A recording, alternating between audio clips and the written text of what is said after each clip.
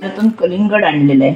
आता आपण कलिंगड तर नेहमी खातोच, पण आज मी आपल्याला थंडगार असं त्याचा ज्यूस करून दाखवणार आहे.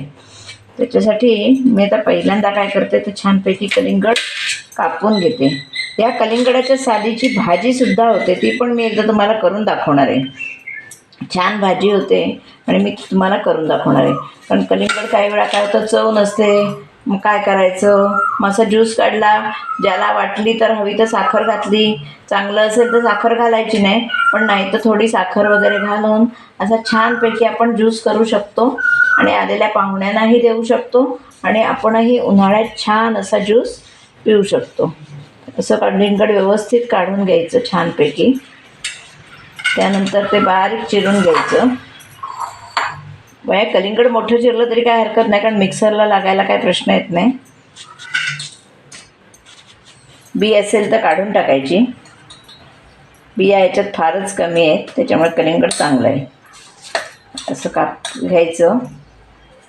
नंतर बऱ्याच वेळा बियाच जास्त असतात, पण आजच्या कलिंगडात जरा बिया खूपच कमी आहेत. छानपैकी थंडगार आपण ज्यूस करूया.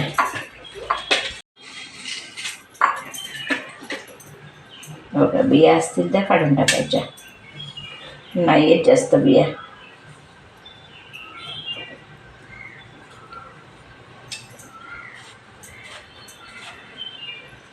कलरही छान दिसतो ज्यूसचा आणि बरं वाटतं. खात बसण्यापेक्षा हे ज्यूस थंडगार प्यालं मस्त वाटलं तर जराशी मिरी पावडर टाकायची त्याच्यात. असा मी ज्यूस करून घेणार आहे की त्यावरती दिसतातही छान आणि ज्यूस बरोबर पिताना तोंडात चांगल्या वाटतात खायला. अशा आता मी बारीक बारीक अशा ह्या पोळी मस्त करून घेते. मी 1 चमचाभर साखर घालणार आहे. गोडी ज्या मनानं असेल त्या मनानं आपण विचार करायचा साखरेचा. कुणाला हे डायबिटीस असेल तर साखर नाही घातली तरी पण चालतं. नंतर अगदी चवी पुरेसं मीठ, कशातही मीठ हे लागतंच चवी पुरेसं. असं मी आधी छानपैकी मिक्सरला रस करून घेते. आता हे ज्यूस आपलं तयार आहे आणि आता मी ते ग्लासातून छानपैकी ओतते.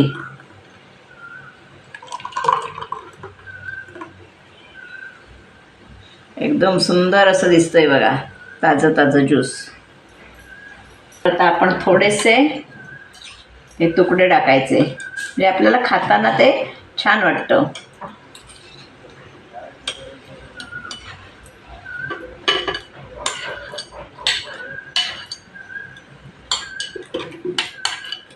टाकायचा, तो हवा असा नाही, तर आहे केलेला म्हणून टाकते.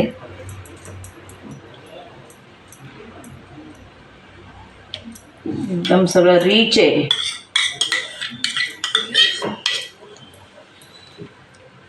हा हा हा,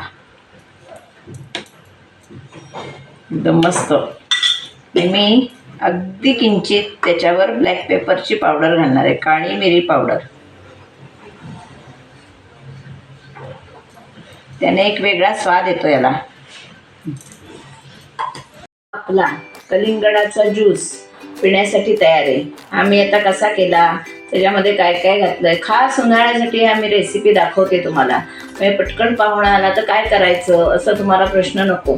त्याच्यासाठी माझे तुम्ही सगळे व्हिडिओ पूर्णपणे बघा. माझा व्हिडिओ तुम्हाला आवडल्यास लाईक करा, शेअर करा, सबस्क्राईब करा. मी तुम्हाला कैरीचं प्रीमिक्ससुद्धा करून दाखवणार आहे. म्हणजे कैरीचं झटपटपणा आपल्याला कसं करता येईल हे सुद्धा मी तुम्हाला दाखवणार आहे. त्यासाठी माझे व्हिडिओ तुम्ही बघत राहा आणि लाईक शेअर सबस्क्राईब करा. धन्यवाद.